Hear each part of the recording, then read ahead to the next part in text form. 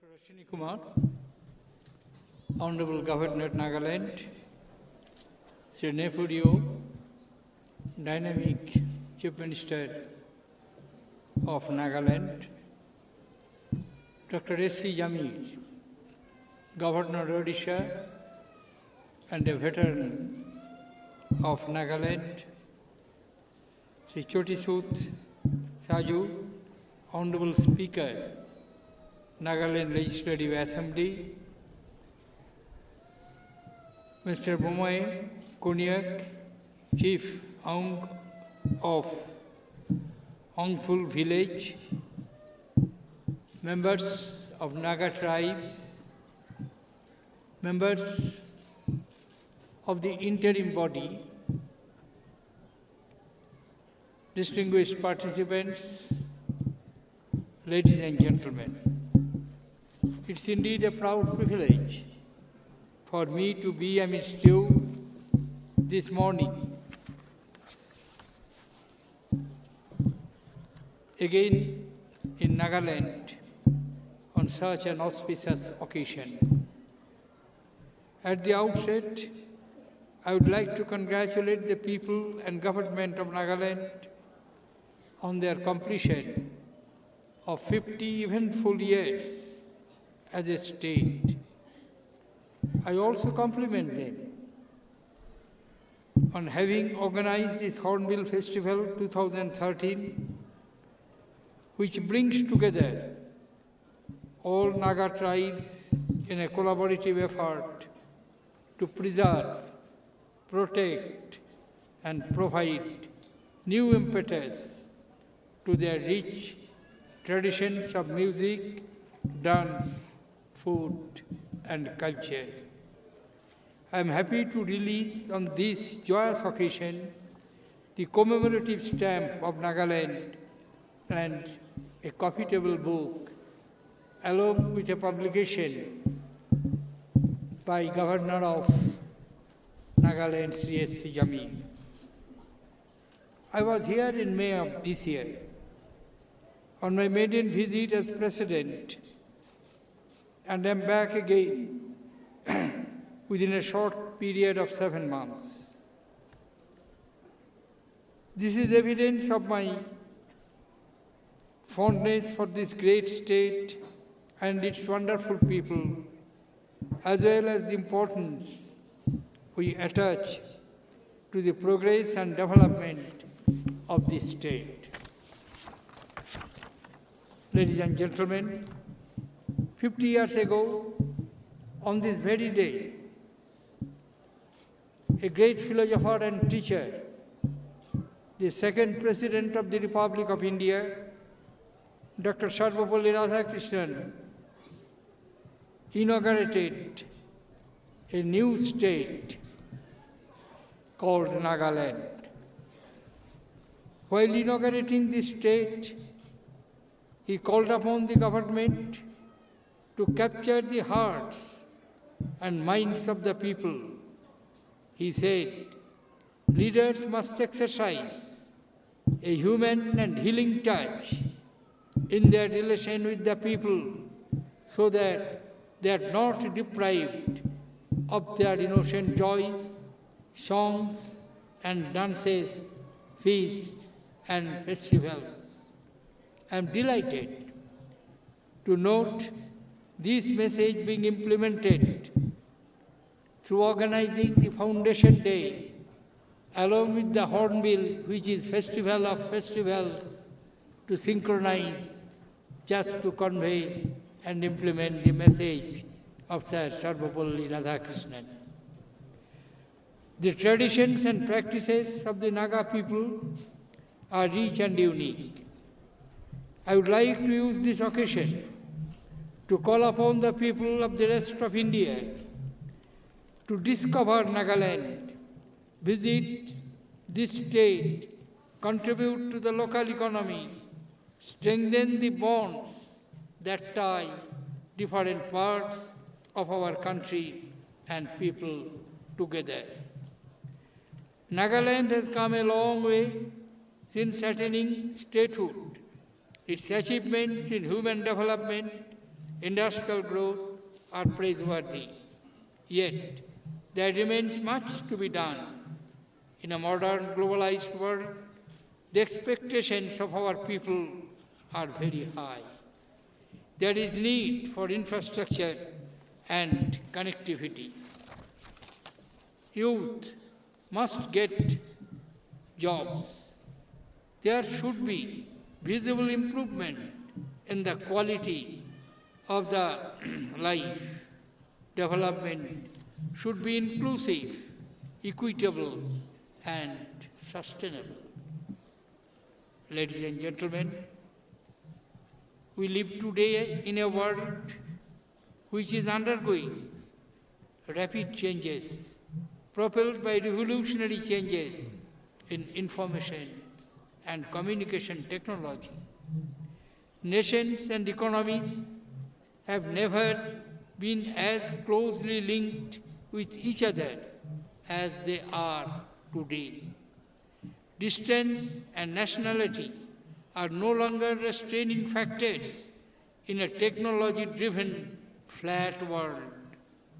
Unprecedented opportunities exist for the people of this state and whole of India in these changing times. Education and infrastructure are the keys which will enable the people of Nagaland seize these opportunities. Raising Nagaland to the rank of leading states in the country is a goal which can be achieved if there is vision, leadership, hard work.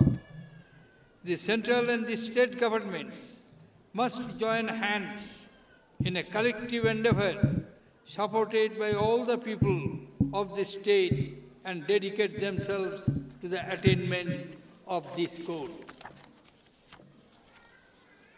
It is impossible to achieve development in the absence of peace and security.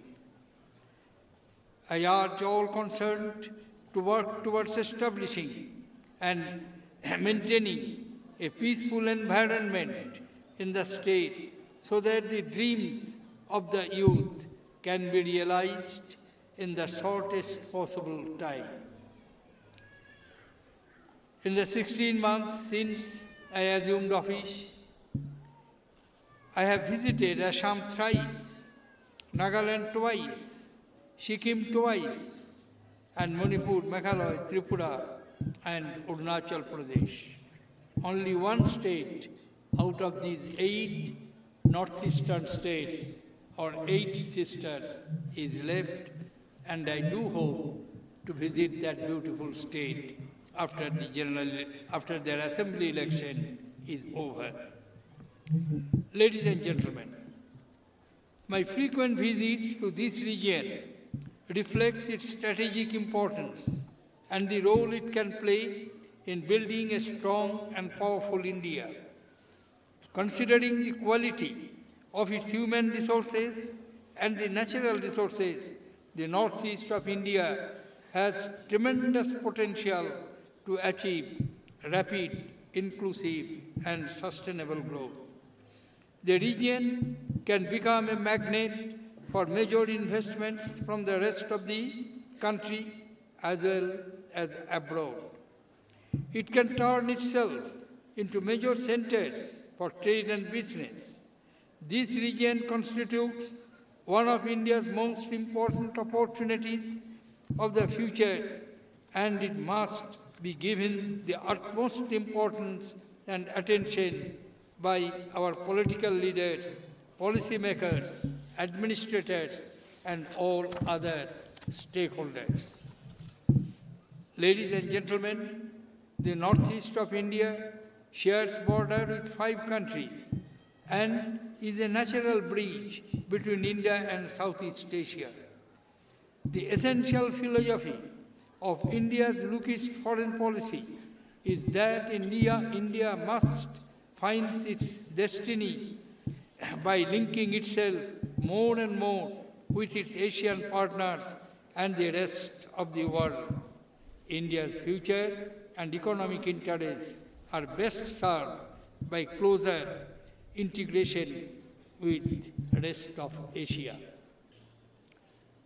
The states of the Northeast should lead in making our neighbors partners in our development and harnessing the opportunities that are emerging from the rise of Asia, India's growing economy, integration with the region.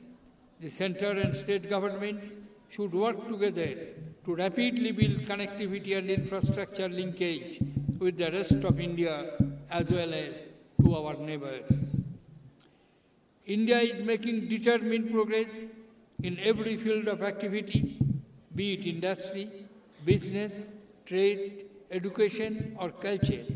1 billion people are marching forward, led by the ideas, enterprise, energy of its predominantly young population.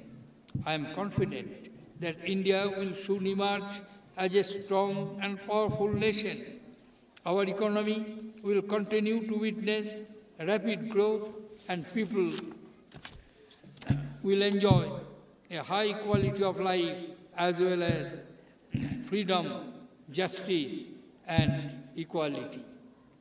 Ladies and gentlemen, the people of Nagaland and the rest of this nation have a shared destiny. Nagaland must take its due place in our great country.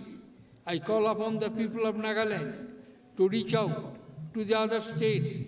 It is heartening to note many youth from this region being engaged in hospitality and information technology sectors and working in different parts of the country.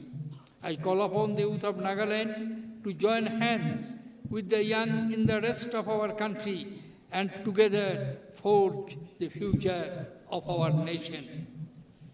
Let the dark days of violence and conflict be left far behind. Let a new dawn emerge.